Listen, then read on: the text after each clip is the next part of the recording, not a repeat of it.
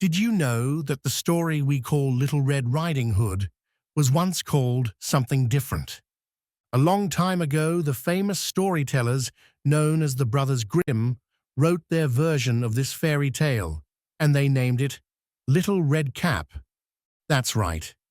In their story, the little girl wore a bright red cap made of velvet, and that's how she got her name.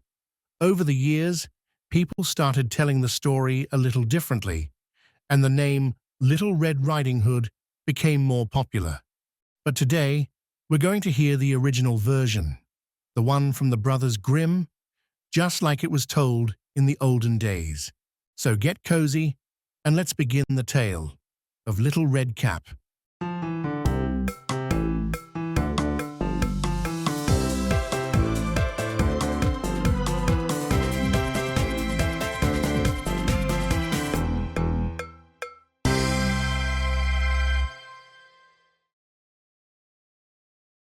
Once upon a time, there was a sweet little girl.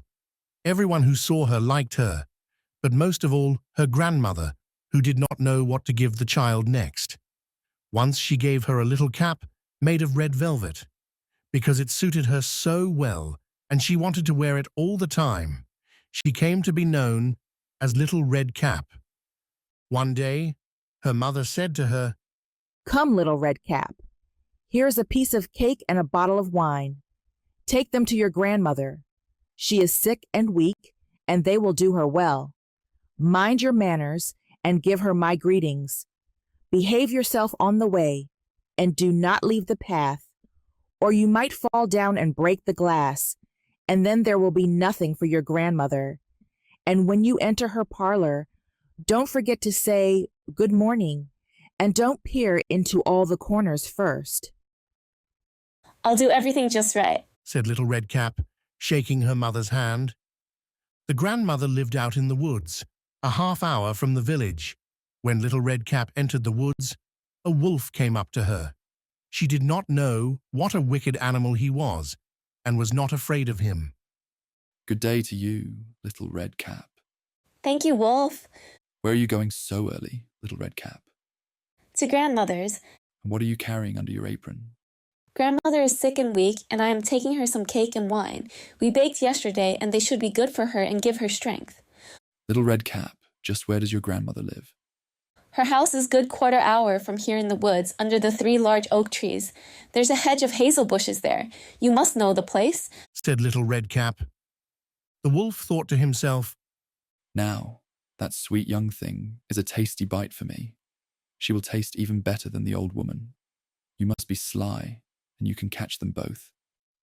Little Red Cap opened her eyes, and when she saw the sunbeams dancing to and fro through the trees, and how the ground was covered with beautiful flowers, she thought, "If I take a fresh bouquet to grandmother, she will be very pleased. Anyway, it is still early, and I'll be home on time." And she ran off the path into the woods looking for flowers. Each time she picked one, she thought that she could see an even more beautiful one a little way off, and she ran after it, going further and further into the woods. But the wolf ran straight to the grandmother's house and knocked on the door. "Who's there?" "Little Red Cap, I'm bringing you some cake and wine. Open the door." "Just press the latch." Called out the grandmother. "I'm too weak to get up." The wolf pressed the latch, and the door opened. He stepped inside, went straight to the grandmother's bed, and ate her up. Then he put on her clothes, put her cap on his head, got into her bed, and pulled the curtains shut. Little Red Cap had run after the flowers. After she had gathered so many that she could not carry any more, she remembered her grandmother, and then continued on her way to her house. She found, to her surprise, that the door was open. She walked into the parlor, and everything looked so strange that she thought, "Oh my God, why am I so afraid? I usually like it at grandmother's." She called out, "Good morning." but received no answer. Then she went to the bed and pulled back the curtains. Grandmother was lying there with her cap pulled down over her face and looking very strange. Oh, grandmother, what big ears you have. All the better to hear you with. Oh, grandmother, what big eyes you have. All the better to see you with. Oh, grandmother, what big hands you have. All the better to grab you with. Oh, grandmother, what a horribly big mouth you have. All the better to eat you with. The wolf had scarcely finished speaking when he jumped from the bed with a single leap and ate up poor little Red Cap. As soon as the wolf had satisfied his desires, he climbed back into bed, fell asleep, and began to snore very loudly. A huntsman was just passing by. He thought, The old woman is snoring so loudly. You'd better see if something is wrong with her. he stepped into the parlor, and when he approached the bed, he saw the wolf lying there. So here I find you, you old sinner. He said. I have been hunting for you a long time. He was about to aim his rifle when it occurred to him that the wolf might have eaten the grandmother and that she still might be rescued.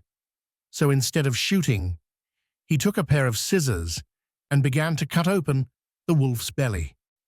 After a few cuts, he saw the red cap shining through, and after a few more cuts, the girl jumped out crying, Oh, I was so frightened. It was so dark inside the wolf's body. and then the grandmother came out as well, alive but hardly able to breathe. Then Little Red Cap fetched some large stones. She filled the wolf's body with them, and when he woke up and tried to run away, the stones were so heavy that he immediately fell down dead. The three of them were happy. The huntsman skinned the wolf and went home with the pelt. The grandmother ate the cake and drank the wine that Little Red Cap had brought. And Little Red Cap thought, As long as I live, I will never leave the path and run off into the woods by myself if Mother tells me not to. and that's the end of the story of Little Red Cap, one of the oldest and most famous fairy tales ever told. We learned that even a sweet little girl in a red cap can get into trouble if she doesn't follow the rules. But luckily, this story has a happy ending. If you like this tale, don't forget to give it a thumbs up and click subscribe so you never miss a new story. And of course, make sure to come back for more stories right here at Grandma's house.